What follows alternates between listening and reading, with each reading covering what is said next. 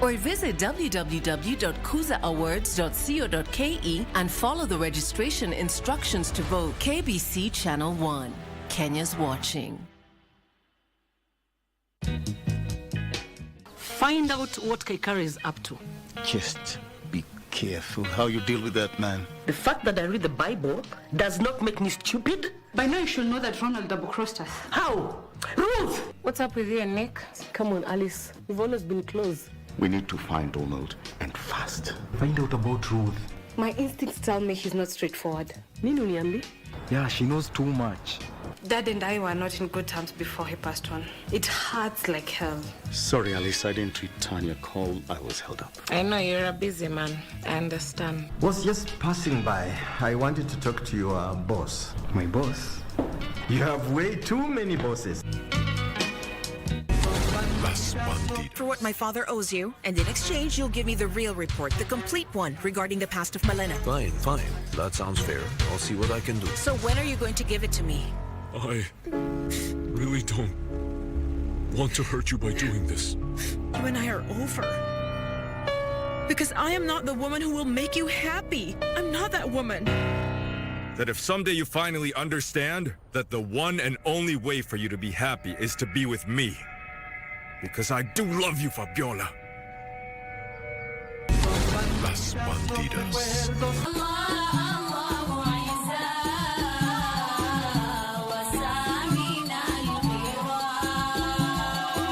Makatazo ya Allah subhanahu wa ta'ala ambayo Mtume Muhammad sallallahu alayhi wasallam anatusisitizia tuepukane nayo ili tuweze kuongeza imani zetu na kuipata janna ya Allah subhanahu wa ta'ala. Tuweze kufanya haraka kuweza kumwabudu Allah subhanahu wa ta'ala na kutaka janna ambayo umeandaliwa wacha Mungu. Muhammad ya Rasulullah, you were so caring and kind.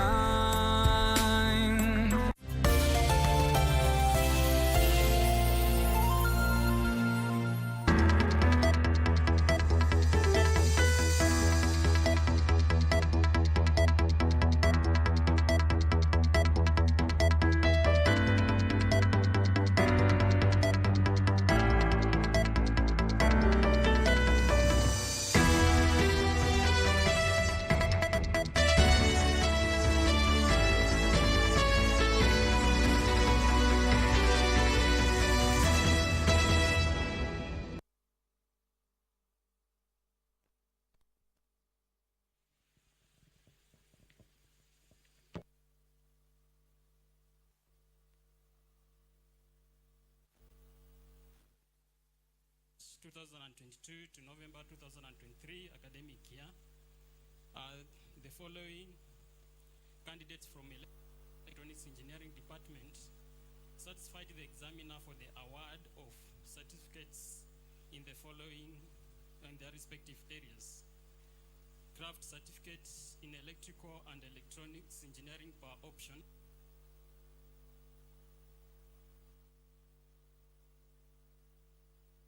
Mwameri Ochieng. Pass Abubakar Ali, Zoa Christopher, Dominic Abel, Juma Mokozi, Muyela Mwanyumba, Mwaringa, Ngala, Odhiambo, Onyango.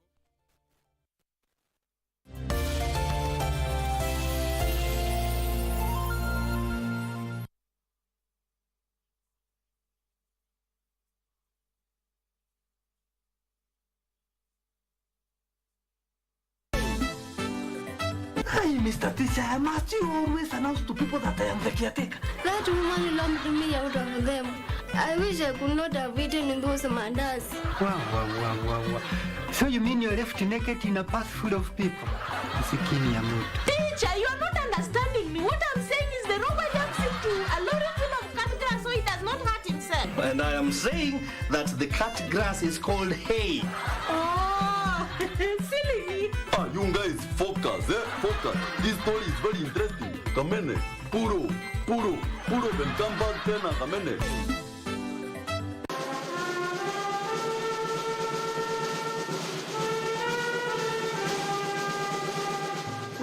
Gloria Karen, a 9-year-old girl. I'm in grade 5. I'm a singer, a model, a dancer, and also a kid influencer.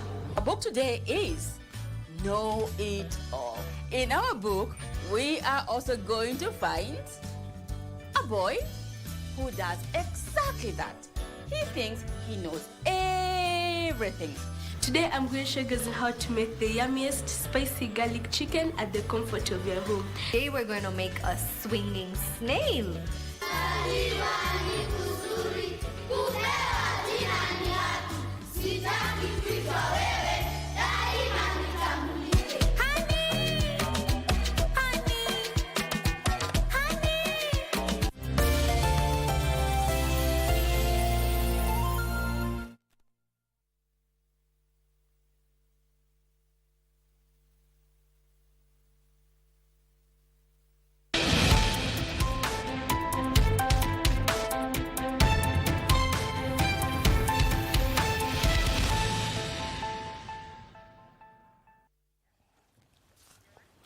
Good afternoon. You are in time for the Lunchtime News. A very warm welcome to the broadcast. My name is Irene Muchuma Odem. On sign language interpretation, we have Lucy Moura. Now, this afternoon will be focused on the effects of floods in the country and what are the speedy interventions that we need to look into. We have an expert with us here on set. We'll be doing that interactive segment in a bit, but for now, let's interact on all our social media platforms at KBC Channel 1. Hundreds of mourners held a memorial service in honor of 4 flash flood victims in Sindo, Homa Bay County. The victims' family members have called for government support to recover from the effects of the floods. Suba South Member of Parliament, Karoli Omondi, while attending the memorial service, committed to initiate tree planting exercises in the area to combat effects of climate change. A joint funeral service stood as a poignant moment to mourn for lives lost in April floods that hit Sindo, Homa Bay County. Neighbors to the victims recounting the dark memories on the fateful day that saw families killed by floods. Mvua ikanyesha kidogo, nikasikia kwa milima pu. Kuangalia kwa milima nikaona moshi ile ambao ni nyekundu zaidi wewe siona tena. Sasa saa kidogo nikasikia nyumba ikaanza kutingisa. Kenya ambao nilifanya wale walikuwa ndani tutoroke. Nyingi. Ile flat imekuwa nyingi ikapeleka manyumba yote. Sasa uzuri ilikuwa mchana. Watu wengi hawakuwa kwa nyumba. Wale wachache ambao walikuwa kwa nyumba wakasikia ngurumo wakatoroka. We were 11 children. Out of 11, we are now remaining 8. We don't know where to start and where we might end. I've done my course under National Youth Service, so I'm just requesting if I can just get a job such that I can assist my parents there at home. Area Member of Parliament, Karoli Omondi, vowed to work with the government in tree planting initiatives to enhance forest cover and combat effects of severe weather patterns. We introduced the vegetation cover up the hills where the floods erupted from and came down to kill our people here. In particular, we want to put some crops that can earn them money, avocado, which we can export to China, mangoes and oranges, but also we want to do some bamboo.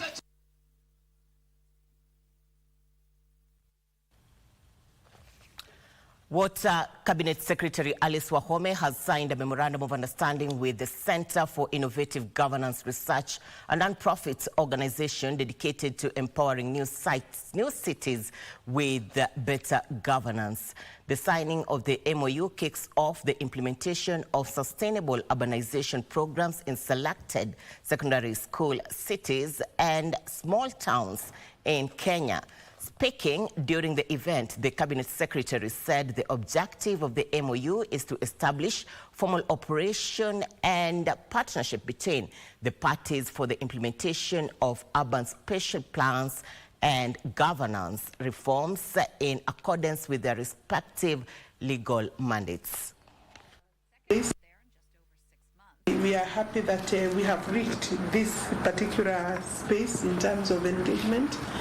I know that when we came to COP28, we needed to be here because of a bill that we were moving, the affordable housing bill. Our mission is to help create new cities with improved governance to lift tens of millions of people out of poverty and into prosperity by harnessing really rapid urbanization.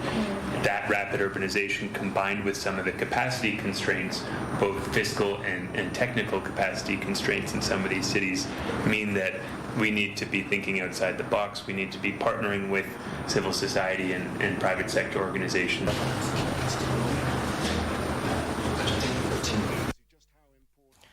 Namelok Girls in Kajiado West has received a facelift after a section of its abolition block underwent rehabilitation courtesy of a well-wisher. Tour Operator Society of Kenya Acting Chief Executive Officer Raymond Cheriot says the project is part of efforts aimed at improving the status of education facilities within Kajiado County and to create a conducive environment for learning.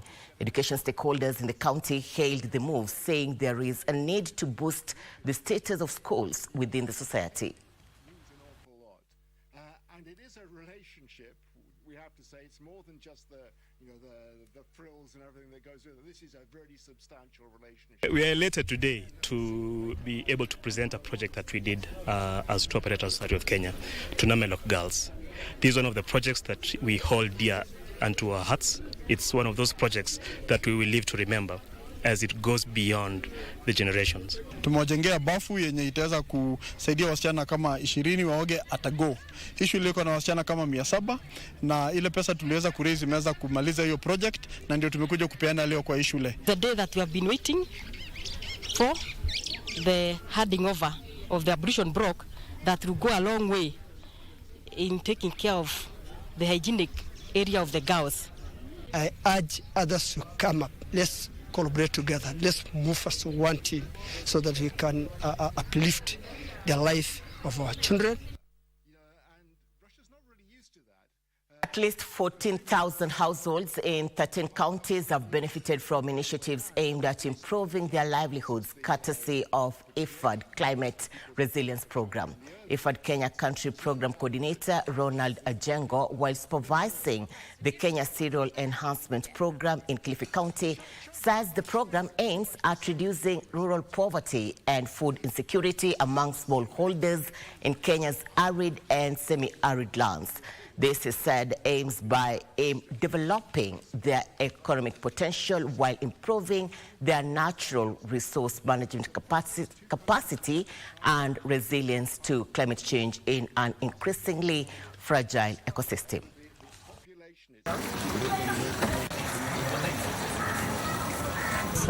IFAD, we do support the government in terms of agricultural development.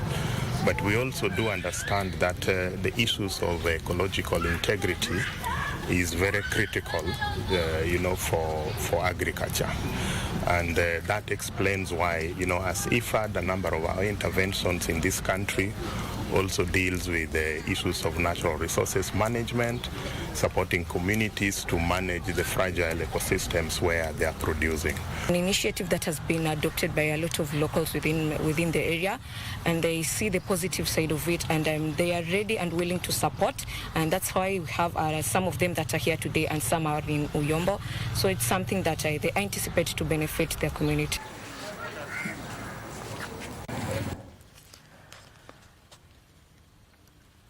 Indigenous women from 23 arid and semi-arid lands, ESOLs, have called on the government to be proactive to minimize climate change effects, terming them as one leading contributors in the rise of sexual and gender-based violence.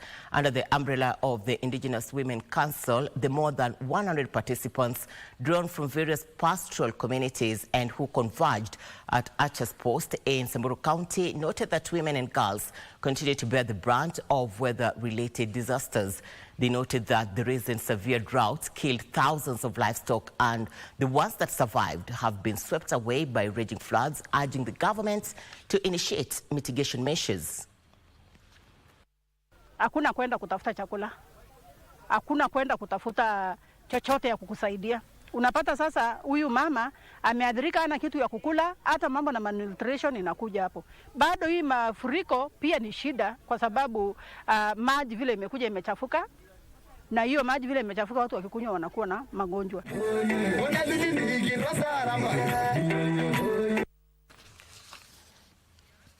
The National Council of Churches of Kenya, NCCK Secretary General Canon Chris Kenya-Uganda has decried lack of commitment by major stakeholders in the fight against illicit brews and other outlawed drug substances. Addressing religious leaders from member churches in the upper eastern counties of Marsabit, Isiolo, Meru and Tharaka Nithi during their annual regional convention, Canon Kenya-Uganda noted that if indeed the government is fully committed to the cause, then the menace would be effectively dealt with in a short duration of time. And I think we all know where the problem is. And we were having our conversation during tea, tukasema hii maneno ya pombe, serikali ikisema iishe, itaisha na siku moja. Kwa sababu wale watu ambao wana brewing is called what in Kiswahili? Wala wanagema ni wagemaji. Wala wanagema hii pombe tunawajua. Kuna wala wanagema hapa polepole hapa chini, but they are protected by our people who are in government and would like this protection to be taken away. Raia akuwe raia, kama anatengeneza kitu muhimu atengeneze. If it is something wrong, that license and that Uganda should be destroyed.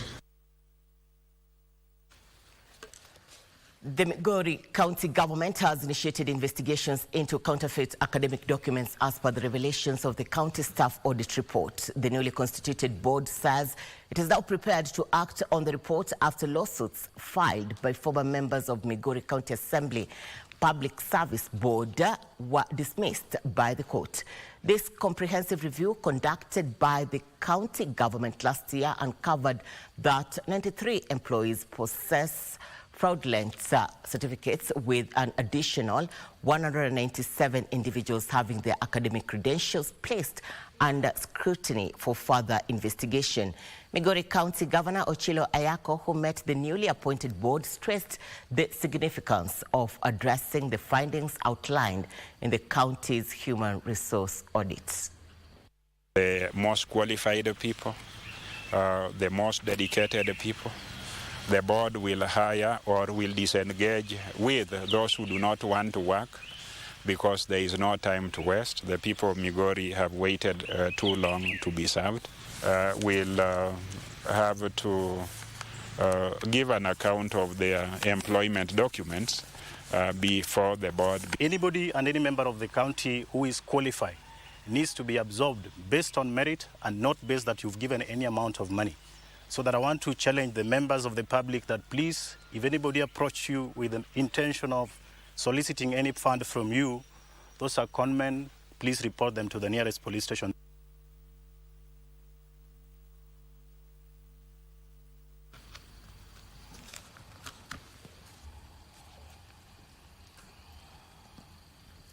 The Kiko-Nyokie Community Trust land members have warned administration officers and politicians against interfering with their upcoming officials' election. The election is intended to solve the leadership wrangles over the land situated at Kibiko area in Ngong, Kajiado County. The locals have raised fears that some well-financed cartels are planning to take over the leadership positions and dispossess the genuine members. Kajiado County Governor, on his side, advised the members to be keen on the free land promises made to them by rogue brokers and grabbers.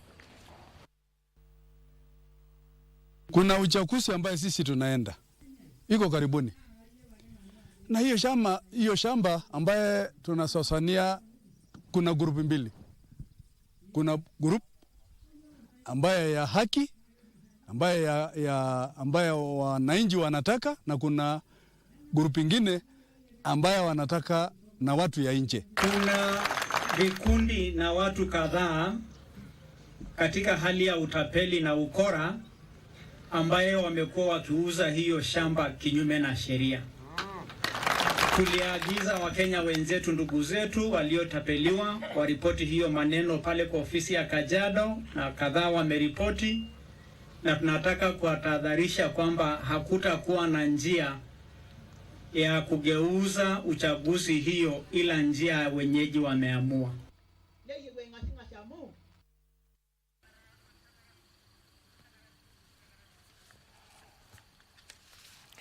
Glad you're watching the Lunchtime News. 16 minutes past the hour. We are taking our first commercial break. We'll be back with more. Stay with us.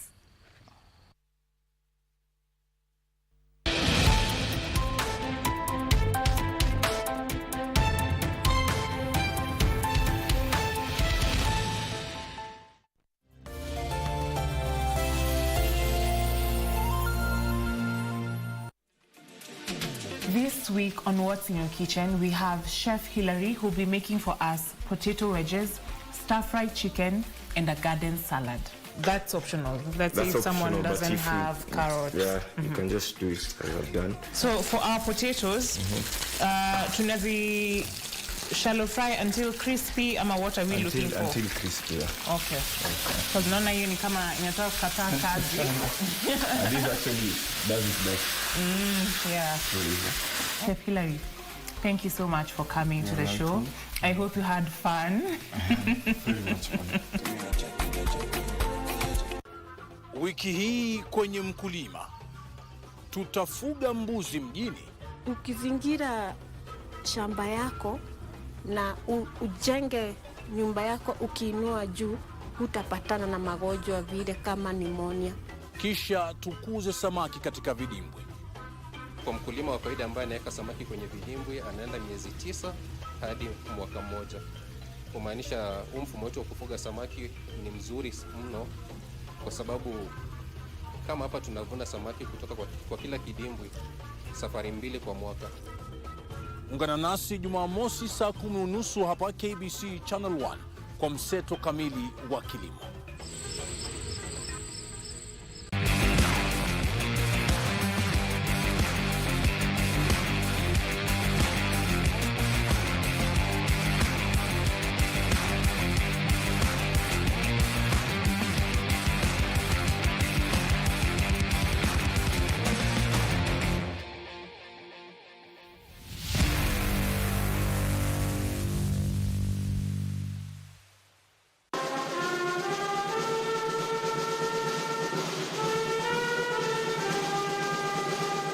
My name is Gloria Karen, a 9-year-old girl.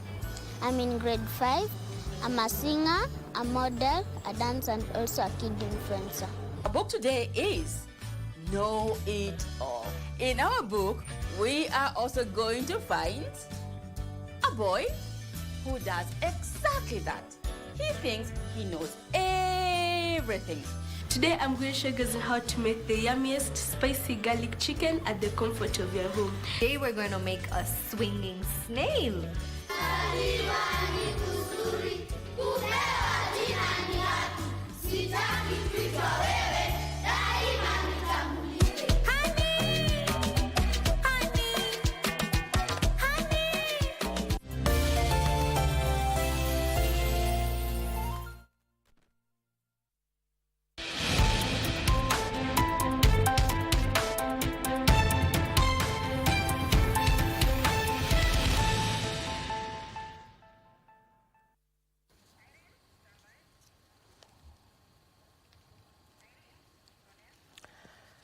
Well, thank you for keeping it KBC Channel 1. Now, interactive segment this afternoon, we're going to focus on flood issues that affected the country in the past few weeks. We have lost several lives, as well as several households have been displaced.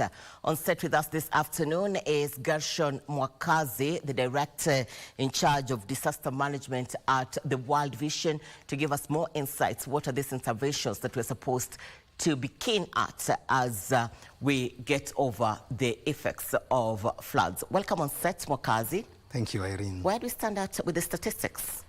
So the official figures we have, as shared by the UN OCHA, is that currently we have 291, sadly, Kenyans who have lost their lives.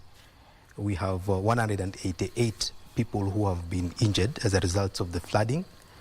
We still have 75 people who are missing, and 55,631 households, people displaced, which translates to around 278,000 people, and 412,763 people who have been affected in one way or another.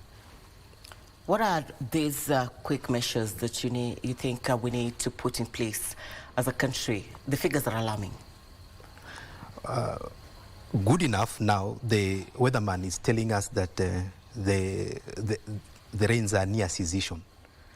So that gives us room to help the people who have been affected, displaced, to be reinstated back to a status where they can continue with their lives.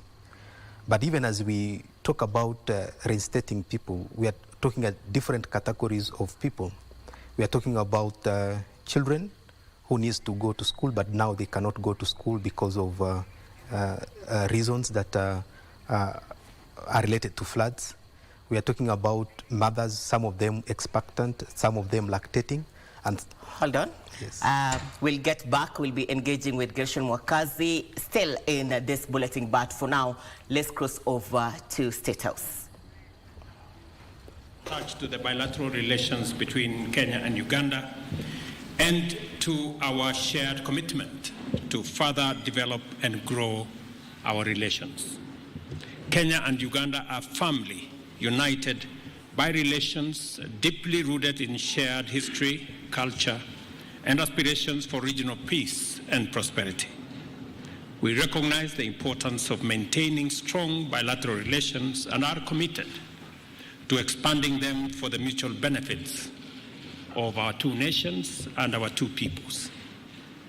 I join His Excellency President Museveni in appreciating the significant outcome of the second session of the Joint Ministerial Committee held from May 12th to May 14, 2024 in Kampala, Uganda, which culminated in the signing of 7 instruments of cooperation between our two countries.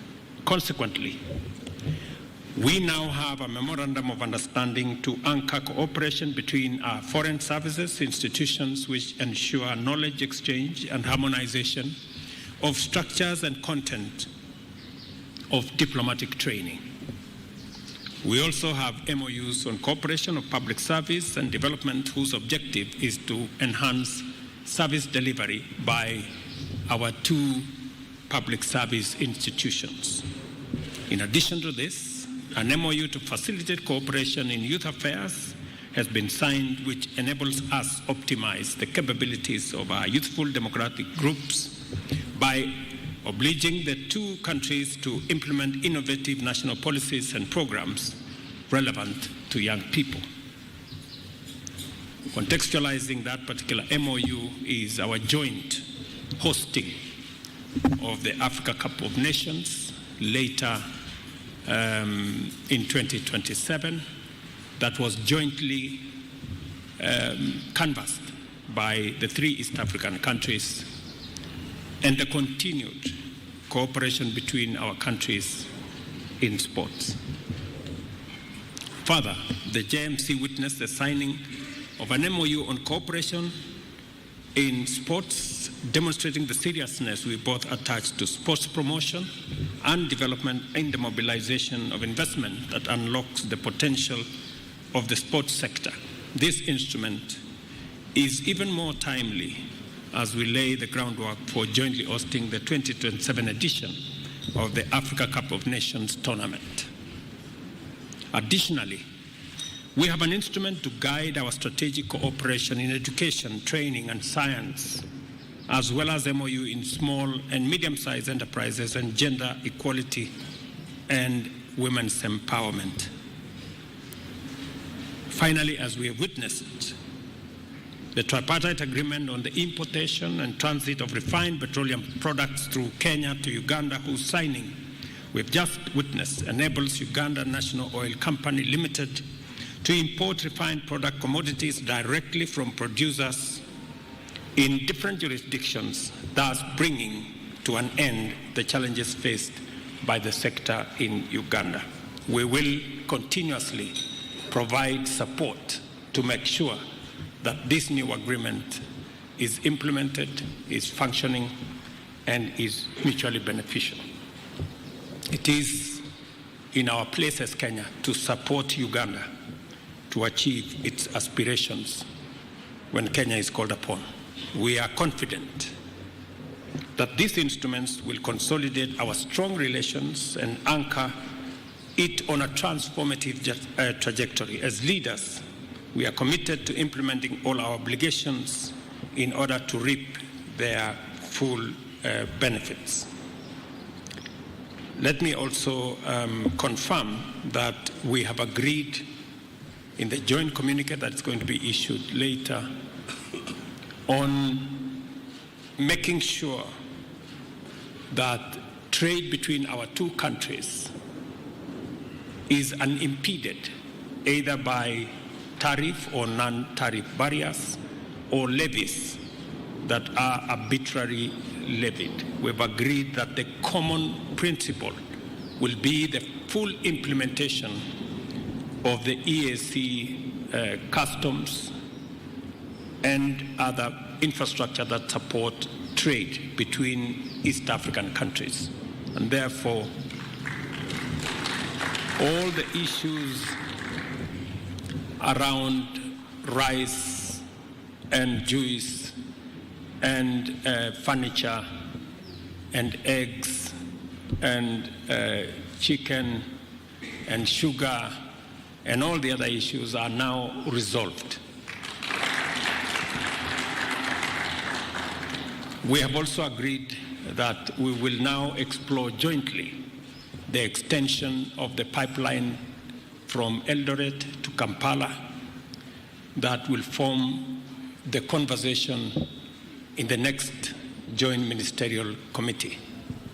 We have also agreed to synergize matters on environment to see how we can build our restoration of degraded wetlands and fragile ecosystems, including our water towers that is currently being undertaken in Kenya, including the planting of 15 billion trees, to see how that can be synergized with what is going, the environmental program that is going on in Uganda, understanding and realizing that climate change has no boundaries.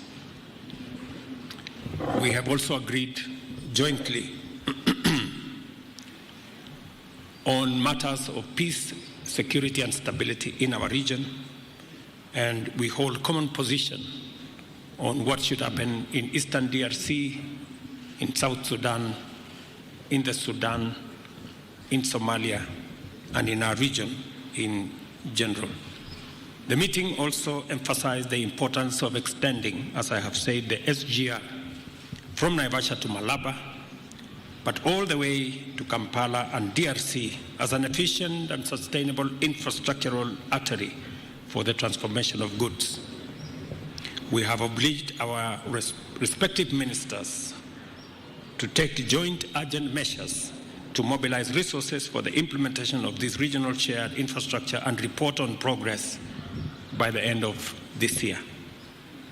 As pertains our regional agenda, President Museveni and I appreciated the benefits and power of our close coordination with respect to the East African Community, Intergovernmental Authority on Development, and the Africa Union and other regional organizations, which we recognize as the building blocks for the greater integration of our countries at the continental and international level.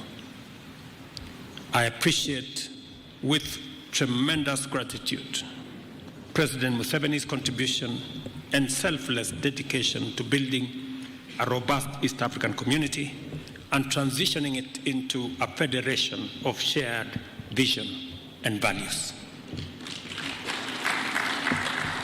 I have also expressed to His Excellency the people and the government of Uganda the appreciation of Kenyans from all walks of life for Uganda's endorsement of the Kenyan candidate for the position of Africa Union Commission chairperson and assured him of our full confidence that our candidate will deliver effective leadership at the Commission. We also shared our concern about the threat of terrorism and insecurity in our region and affirmed our commitment to strengthening regional peace and security approaches and programs. Kenya will continue to consult and work closely with Uganda in addressing security challenges in our sub-region, including in the Sudan, South Sudan, Somalia, DRC, and elsewhere. During my meeting with President Museveni, we expressed concern on the drawdown of ATMIS in Somalia, and we urged that the timelines for the drawdown align with the security conditions on the ground in Somalia, not just the calendar that has been laid out. Before I conclude, let me reiterate that President Museveni's visit underscores the enduring bonds of friendship and partnership for peace and development between Kenya and Uganda. As we continue on this journey of cooperation and solidarity, we have used today's visit to reaffirm our commitment to do even more together for the greater good of our nation, our region, and our continent. We have also agreed on the border issues that have been of concern to border communities, and shortly we will be visiting those regions with a view to bringing the communities together. I take this opportunity to assure Your Excellency of my personal support and commitment of the Republic of Kenya to work with you and the government of Uganda in furthering our bilateral agenda and mutual interest of our people. Finally, I wish you, Your Excellency, and the great people of Uganda, our best wishes for prosperity in Uganda and in our region. Asante sana, mzee, karibu.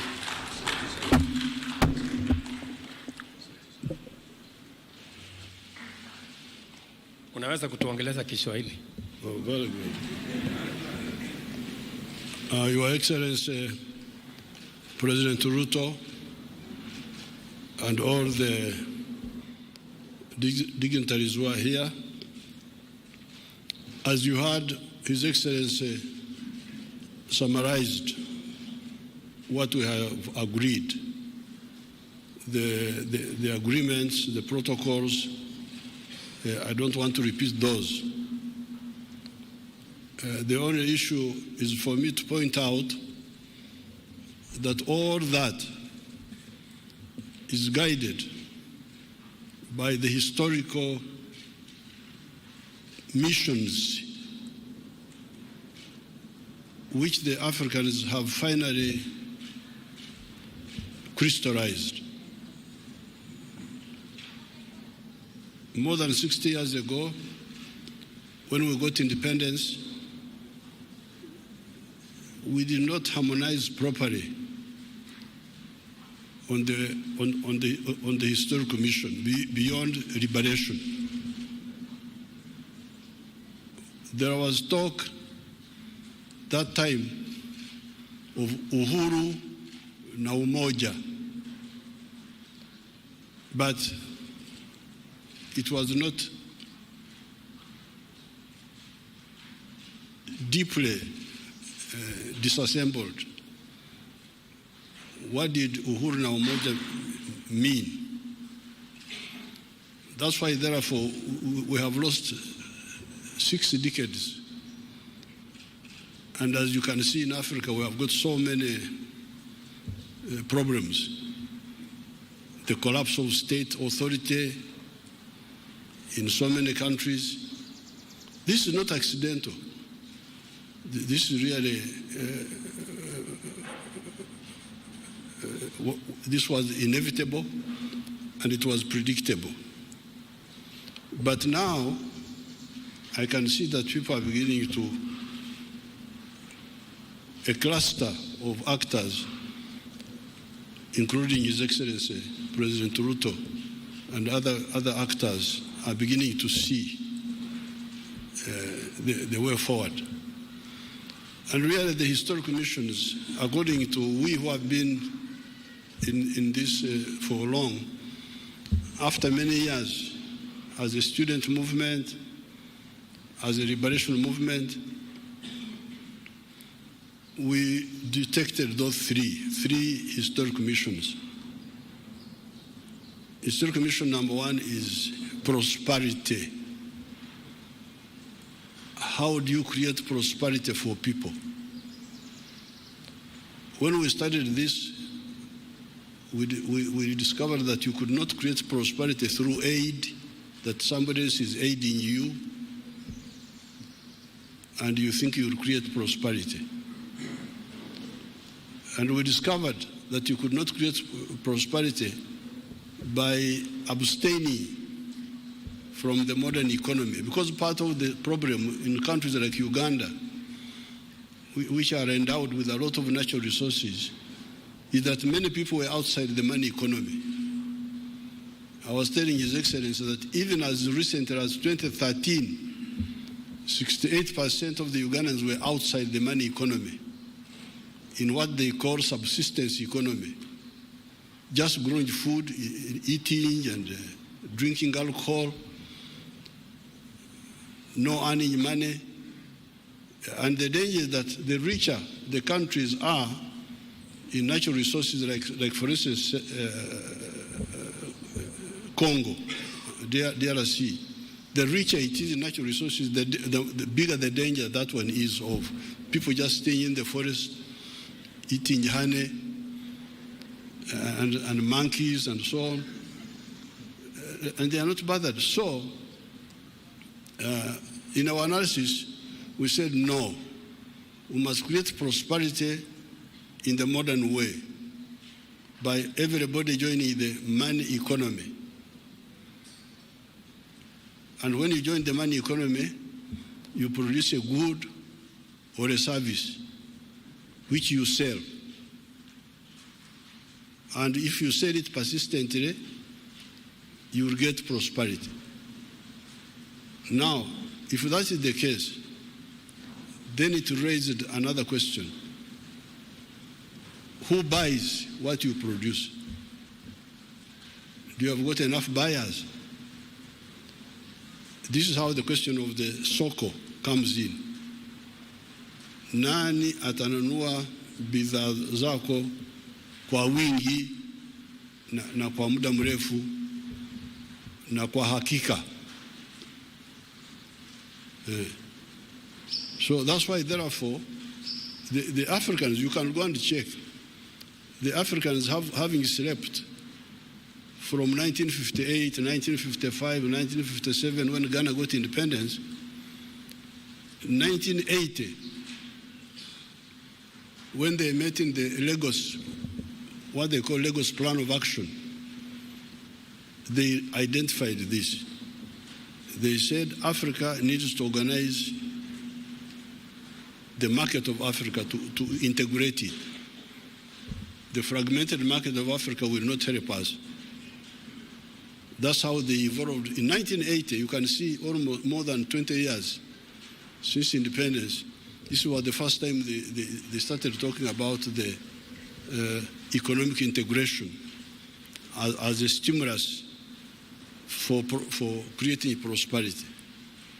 So therefore, when His Excellency invites me here and we meet here, and all these agreements we have agreed, they are consolidating that point of ensuring the prosperity of our people by assuring them of a reliable, big market.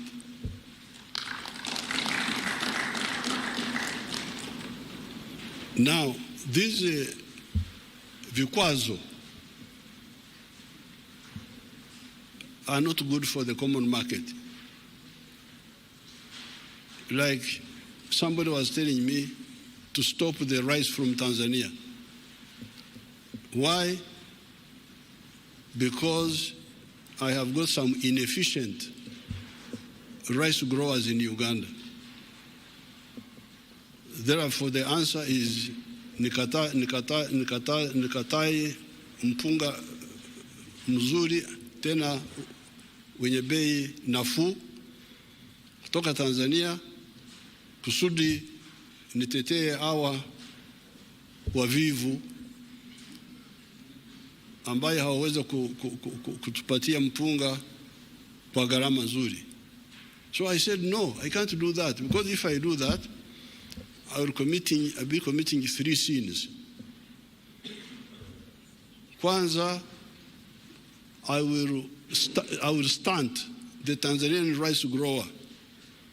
I will stunt, but in our language we call it kuzingamia, to make a child not grow properly. So that Tanzanian rice grower will now no longer grow as much as he would have done, because if he gets a market in Tanzania on merit, he gets a market on merit, not because he's protected, because he's cheaper. He gets a market in Tanzania, he adds the one of Uganda, he adds the one of Kenya, he has got enough market to help him grow and grow and grow and grow and grow and grow. So if I block him, that opportunity, I have killed it. But secondly, I am punishing the Ugandans to be forced to buy expensive rice on behalf of the inefficient Ugandan rice growers. But thirdly, I am also Okulemaza. If you understood our Bantu dialects there, Okulemaza is to cripple, to render disabled somebody, my own rice growers, because if I protect them, they will not struggle to become efficient. They will just rely on my protection and continue being inefficient. So na wao nitawaua kwa kuwabembeleza na kuwapa soko ya bandia, give them market when in fact they don't deserve to be in the market. So when a child is growing up in our tribes there, and the child is beginning to stand up, they stand up and fall down. So in our tribes there, in Baganda say, Bagamba watia Baganda, tengerera, tengerera, tengerera. The child is standing and falling. You encourage him to stand up. You don't say fall down and stay there. I don't know how the Waswahili and our Kikuyu here say that. When the child is young and trying to stand up, you say you encourage him to continue standing. You pray standing. So I don't want to mislead my inefficient. For instance, the sugar growers in Uganda, they are inefficient because they are growing sugar on a high altitude.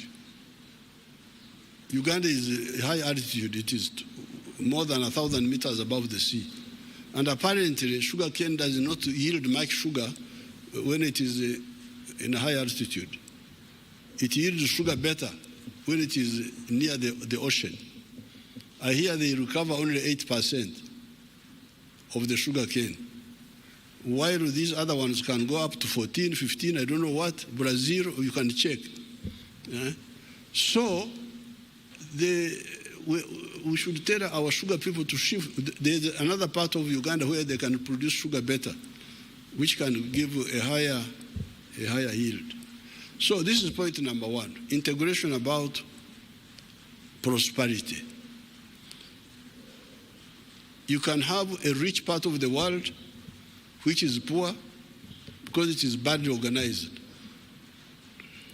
Latin America. Latin America, those countries of Latin America, they have got more natural resources than the United States of America.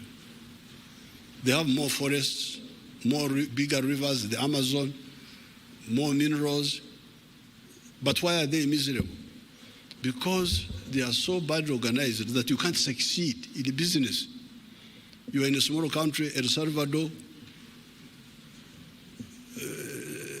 Nicaragua, Honduras, 3 million people, Haiti, I don't know what. They are rich in presidents, rich in ministers, rich in ambassadors, but poor in everything else. In the United States, North America, there are only 3 countries there: Canada, United States, and Mexico. The whole continent, only 3 countries. Latin America, I don't know how many there are with the Caribbean. They are as rich in countries as us. Even here, we are rich in countries. So Republic of this, Republic of that,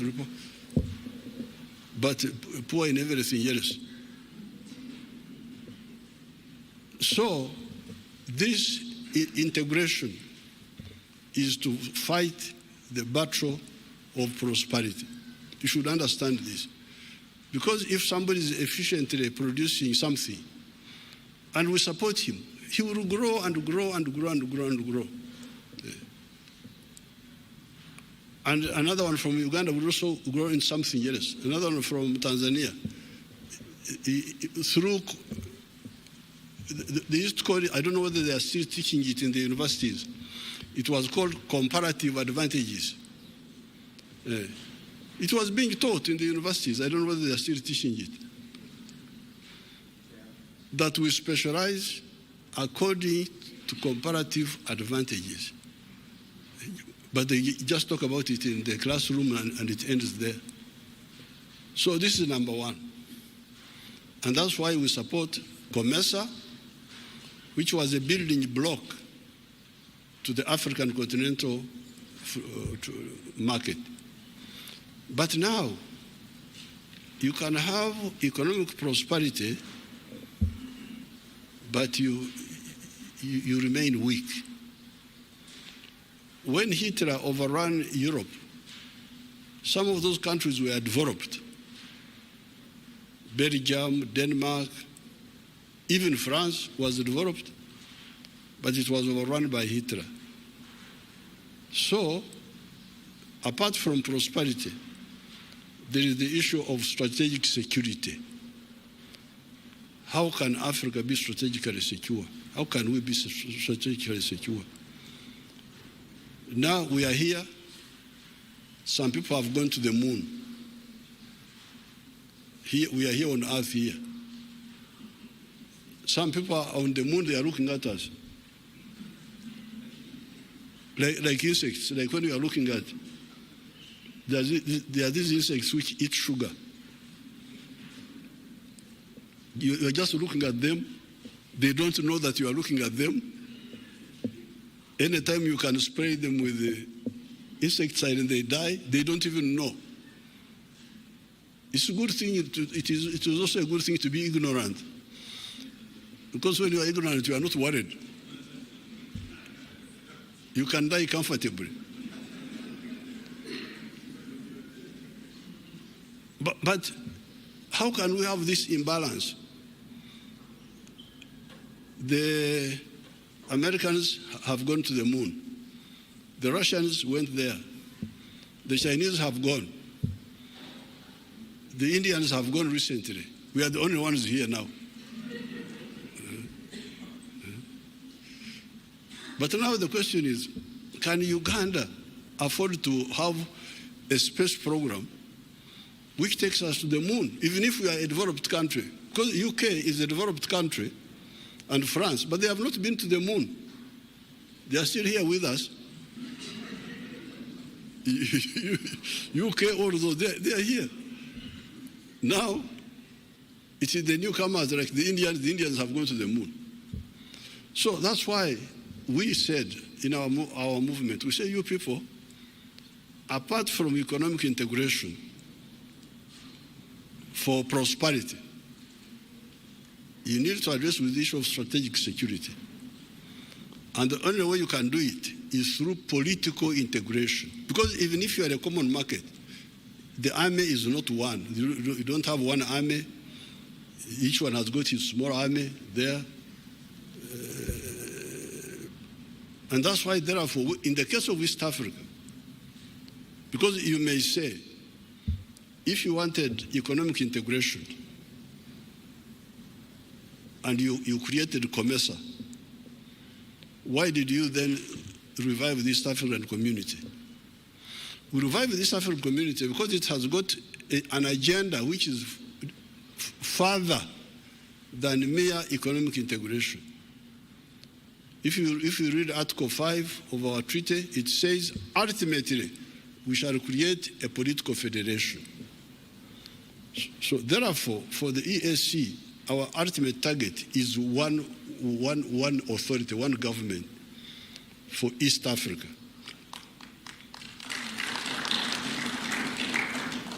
And the logic for it is that while you may handle economic prosperity with just mere economic integration, which is also not easy, because when you are different countries, you can see how long it takes.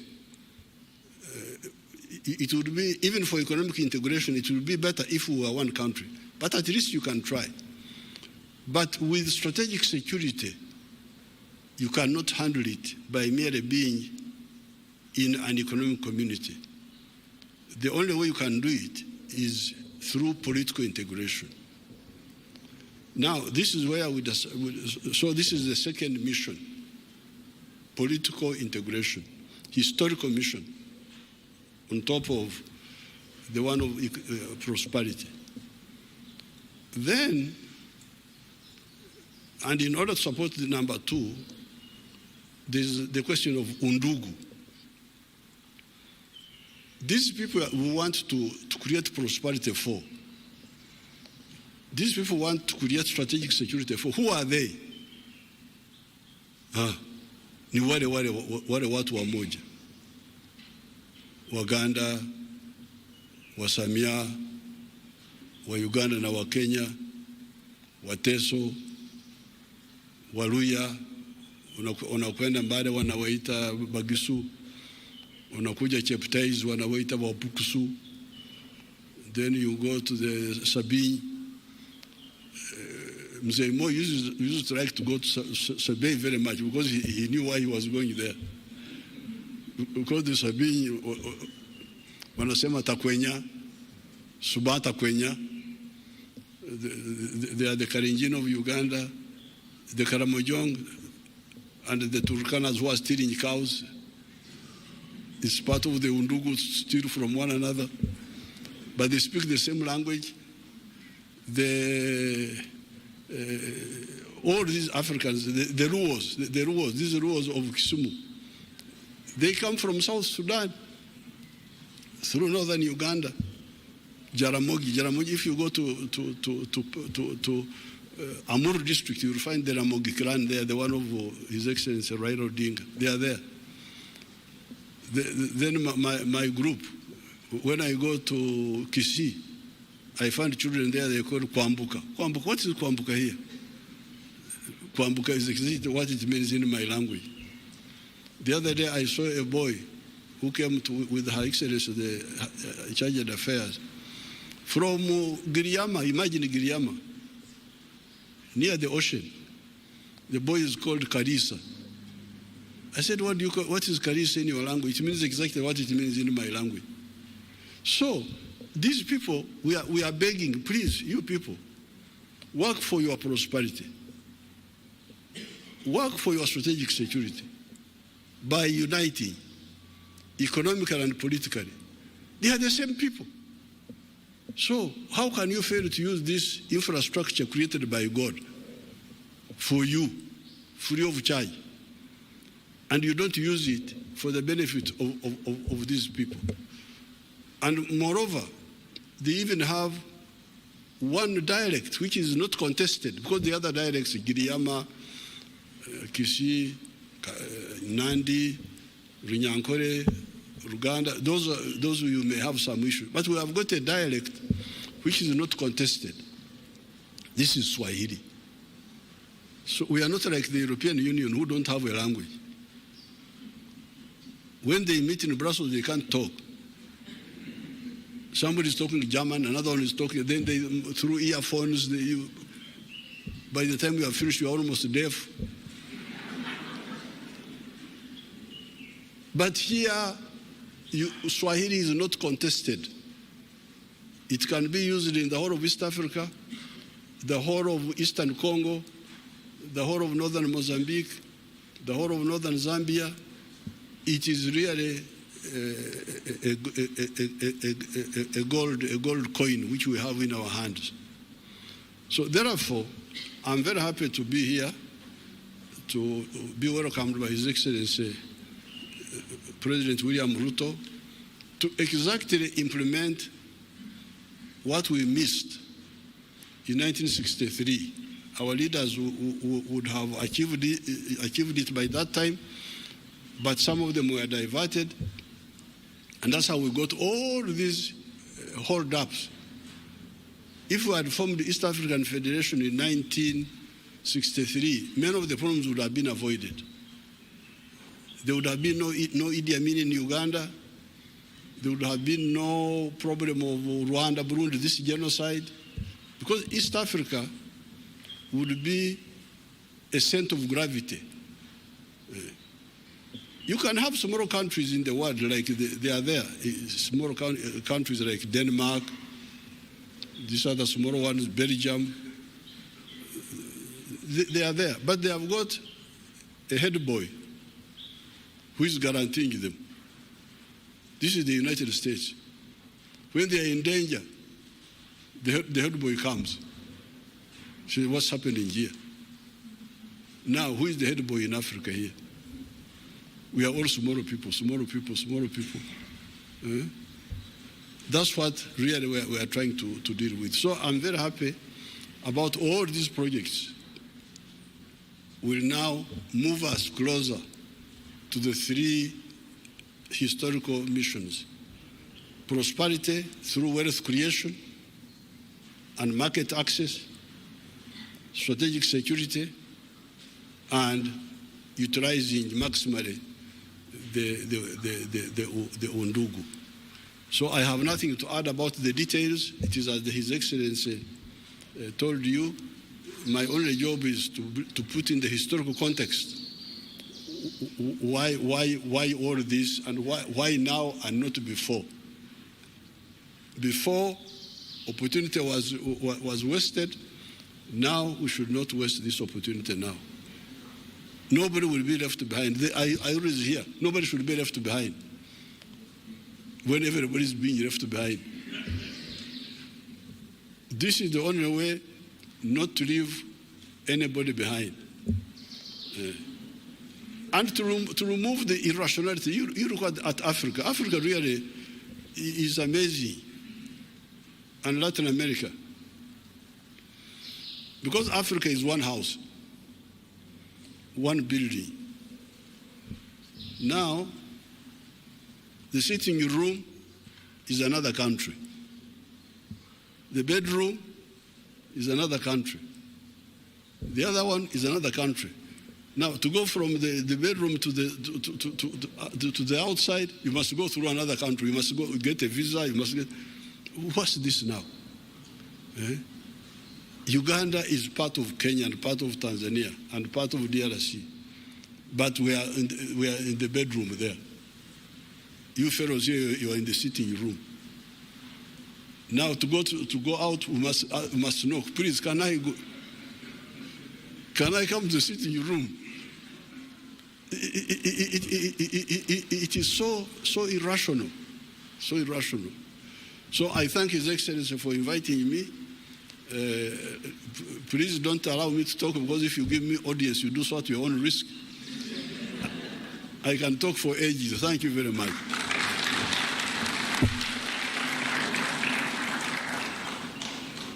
Thank you very much, Your Excellency.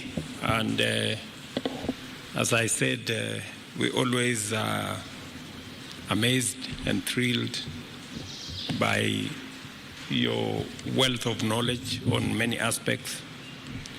I agree with you. What we are trying to forge now, we missed it by a whisker, if I may say that, in 1963. If the East African community had not collapsed then, we would have a different region by now. But it is said it is never too late to do the right thing. Therefore, I think we are on time. I think it put it in context, since you had said that you are a backbencher Christian and I am at the front. It is the case. I'm reminded that the children of Israel took 40 years for a journey that would have taken them maybe a year or two.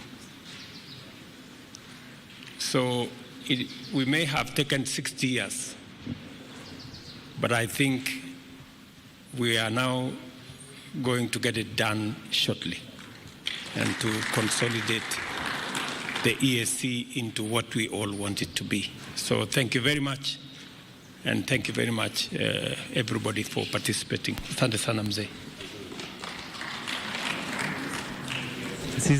That brings us to the close of this session.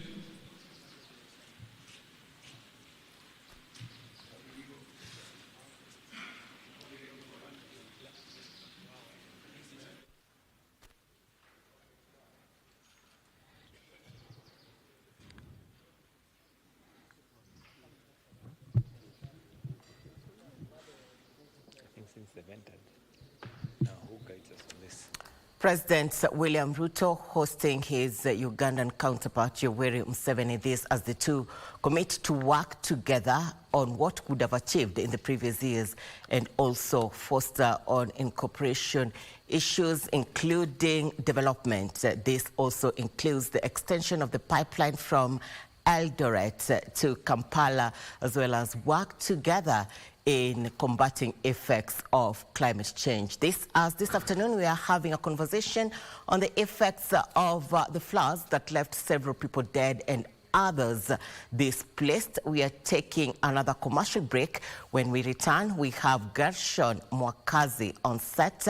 He is the Director, Disaster Management at the World Vision. We'll be back in a bit. Stay with us.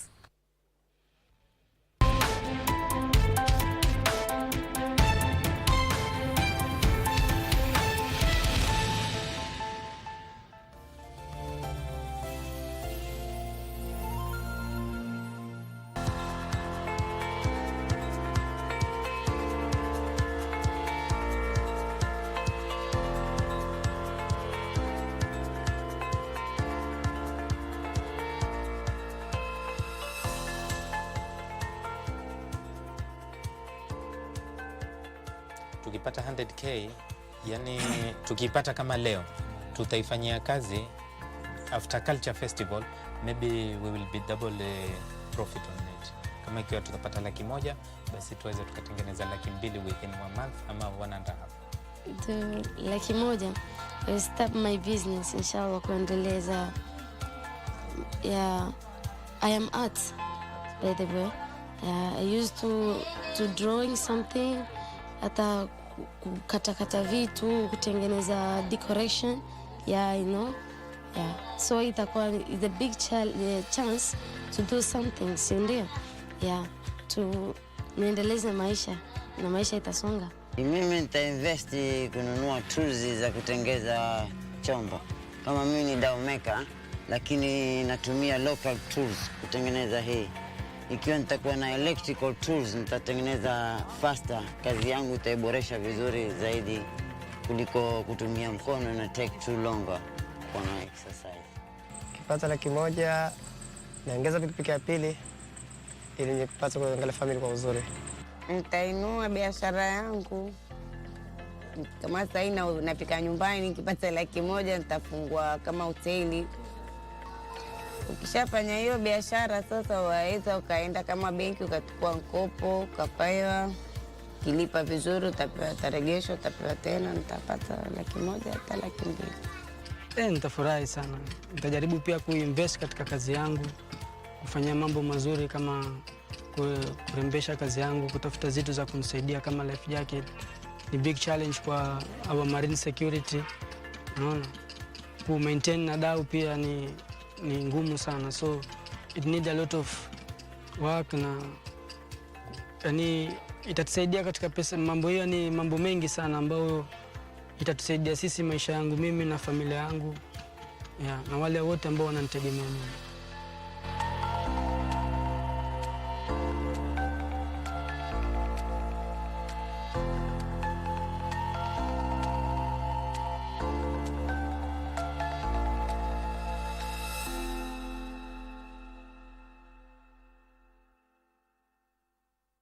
handsome Moran finds himself thrust in the glitz and glamour of Nairobi high fashion. What more can you offer me? Show me. Uweze kumchukua Soila. Yeye sio wako na yeye sio deni. Love brewed in African savannah. You let me focus on the fashion and you focus on the business, hey? This is Shanga, Beauty and the Beats. Starting 25th April at 8 p.m. exclusively on Maisha Magic Plus.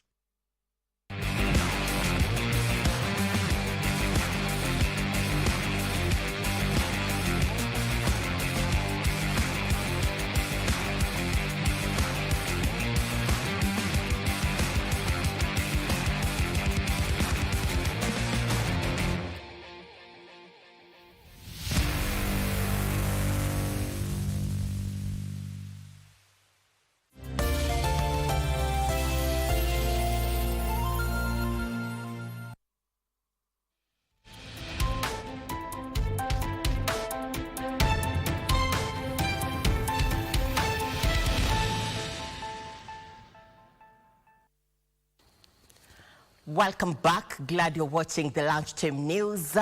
And this afternoon, we are still on environmental matters. This hour, President William Ruto has said that Kenya will work together with Uganda in combating the effects of climate change this coming weeks after the country lost quite a huge number of people from the floods, and also several households were displaced. On set with us to discuss issues in regards to climate change this afternoon is Gershon Mwakazi, the management director at the World Vision in charge of disaster management.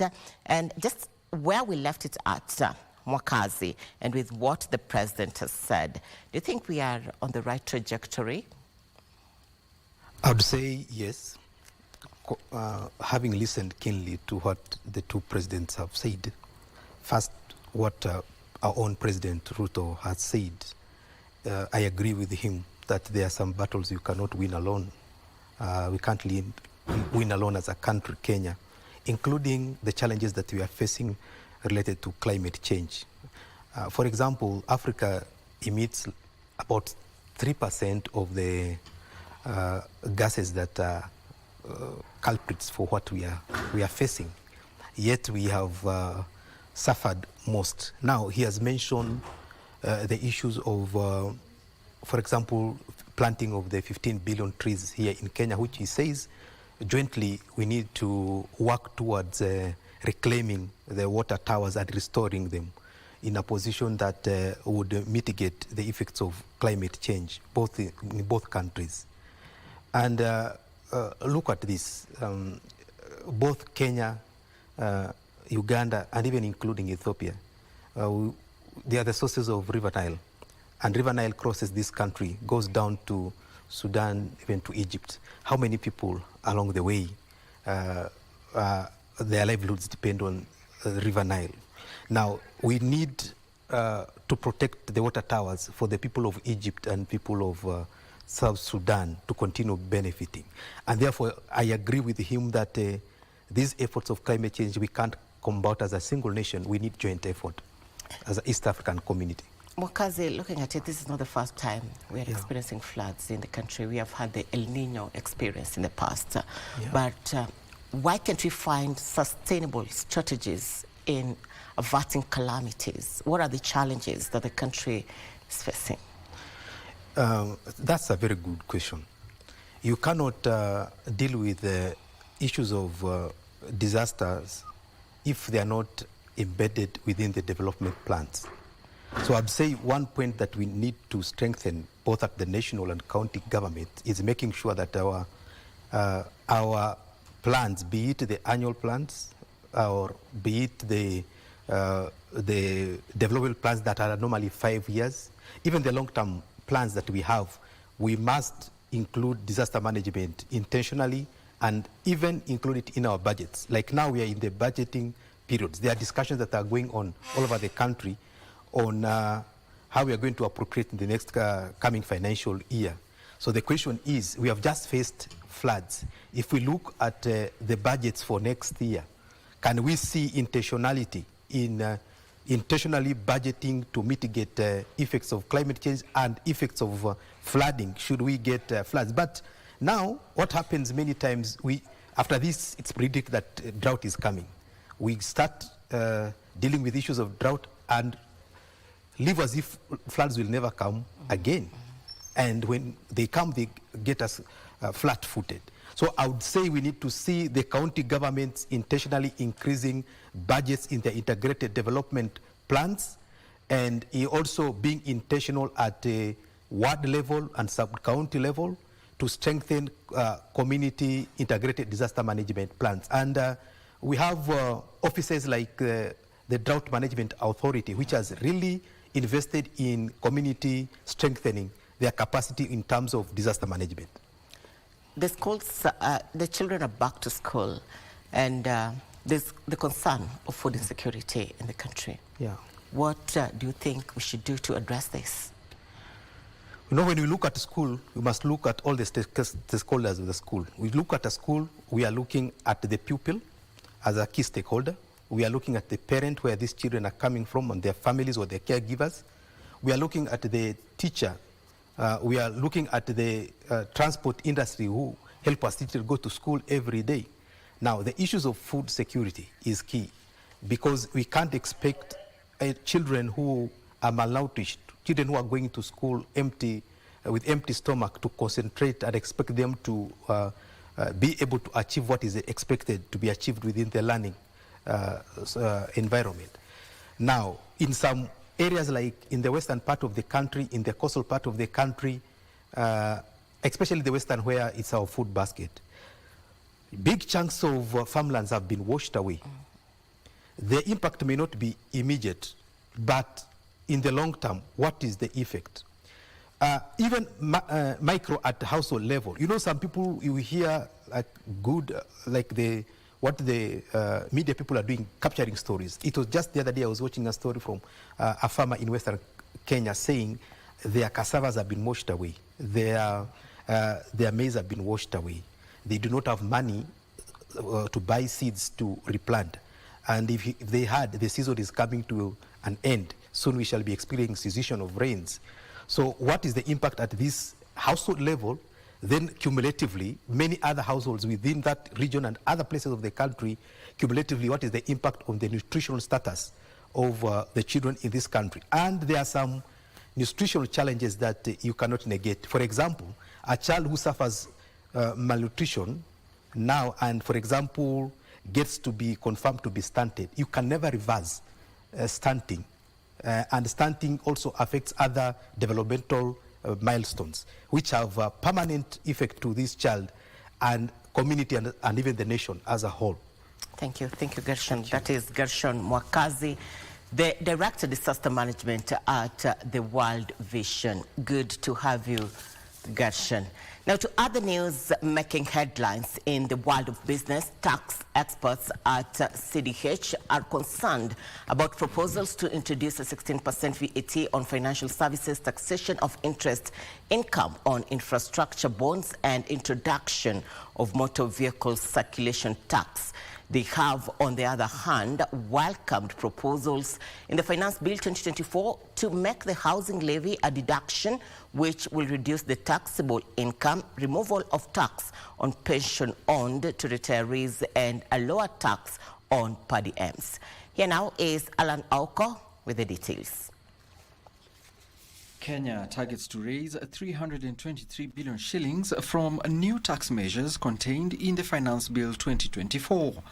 However, tax professionals are concerned about some of the proposed taxes, such as the motor vehicle circulation tax. There's still the feeling that people are getting taxed more than they could perhaps bear. We had investors giving their comments around how much taxes they have to bear, and that's uncertainty around the many tax changes that we see in the country. They are also concerned about a proposal to remove VAT exemptions on financial services, which include the issuing of credit and debit cards, money transfer services, foreign exchange transactions, check processes, issuance of securities, and assignment of debt. But what you're seeing now is that with the introduction of VAT at 16%, and currently we also have excess duty, effectively it will mean for financial transactions, the tax has increased all the way cumulatively to 39%. They say the Finance Bill 2024 also has good aspects for Kenyans. There's also the minimum taxable aggregate value of non-cash benefits. These are the lunches offered by employers within the present premises, probably a cafeteria, which has now gone up from 48,000 to 60,000 per annum or 5,000 per month.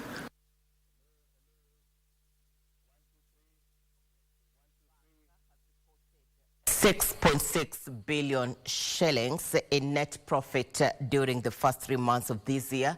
Managing Director Gideon Muriuki attributes the profit growth to an 8.6% increase in net interest income to 11.7 billion shillings, as well as lower costs. Increased from 360.1 billion shillings to 378.1 billion shillings. From these, the lender earned 12.4 billion shillings in interest income on loans and advances, up from 10 billion shillings earned during a similar period a year ago. In addition, the lender earned 6.2 billion shillings in interest income from government securities, up from 5.1 billion shillings. These powered cooperative banks' total interest income to 19.4 billion shillings, representing a 24.7% growth. In addition, total non-interest income was flat at 7.1 billion shillings on account of lower fees and commissions on loans and advances that reduced from 3.39 billion shillings to 2.89 billion. On the other hand, total operating expenses was flat at 9.86 billion shillings, mainly on account of higher staff costs that rose from 3.96 billion shillings to 4.46 billion. Cooperative Bank Managing Director Gideon Muriuki says the lender plans to open 15 branches this year, 2 of which have already been opened in Nairobi and Ugunja in Siaya County. Increased lending, however, came at a cost as the stock of non-performing loans rose from 55.7 billion shillings to 66.5 billion shillings, prompting the lender to marginally increase the loan loss provisioning to 1.59 billion. Frederick Muki for Lunchtime News. And to money matters, my colleague Brian Kimani is at the Treasury building in Nairobi. He is engaging the Treasury PS. Brian, good afternoon.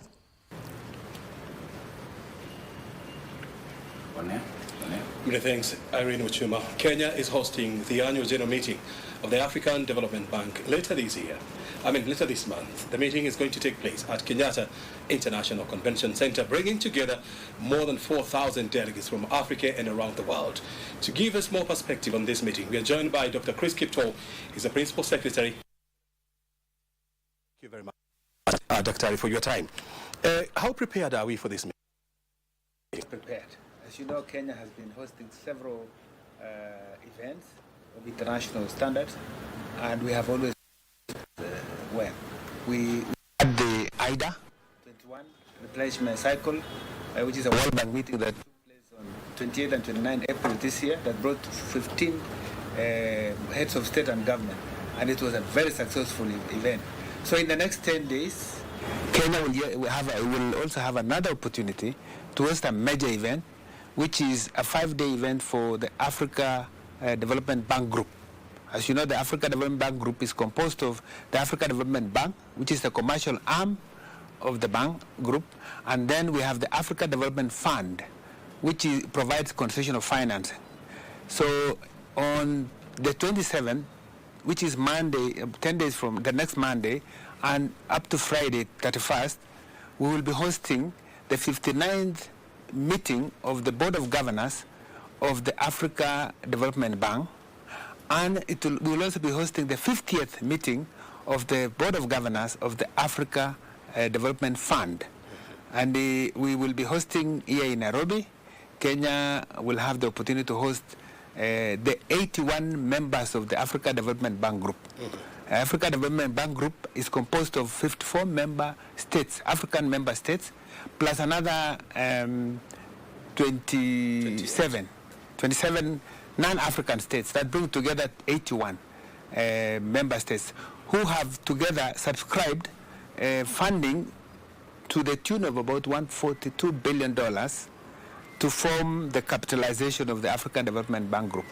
African Development Bank is one of those institutions that really promotes Africa's development.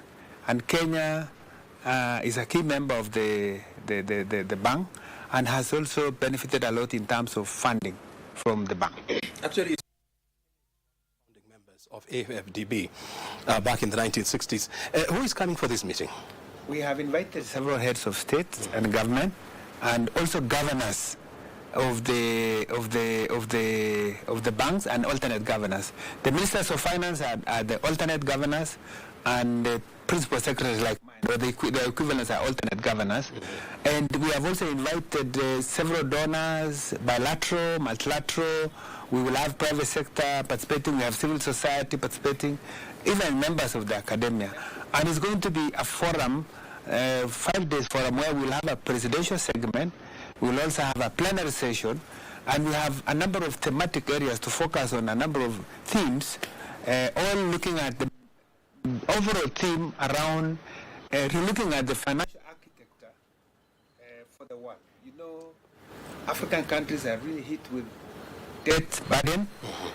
Africa now has over $640 billion debt, which in shilling terms is about 81 trillion shillings.